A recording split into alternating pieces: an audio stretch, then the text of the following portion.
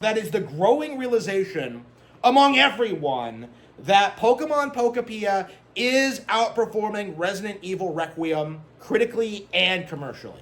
And this is something that nobody saw coming because everyone was doing the typical like AAA like Resident Evil hype cycle where they just hype this up as the greatest thing ever. Only for it to be completely forgotten by the next time the next game comes out, right? You know, Requiem was going through the typical AAA like hype cycle. The only difference being that this was launching day and date on Nintendo Switch 2.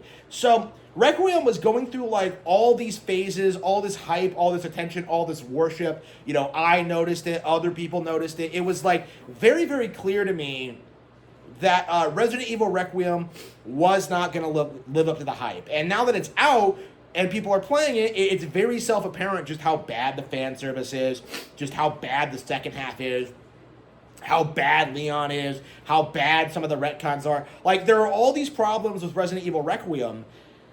And meanwhile, Poképia is looking like it's going to be this game that people play for hundreds of hours. So, obviously, Poképia is better. Like, obviously, Pokemon hit it out of the park with this game. But the overwhelming narrative among the general gaming community is that Resident Evil Requiem has to be better because it's more realistic and it has zombies and guns, essentially. Like, that's basically what this is amounting to. Like, why people are confused about this and why people are still doing this, like, song and dance that they're acting as if Pokemon is a failing brand while games like Resident Evil and Street Fighter 6 are on the peak of the game.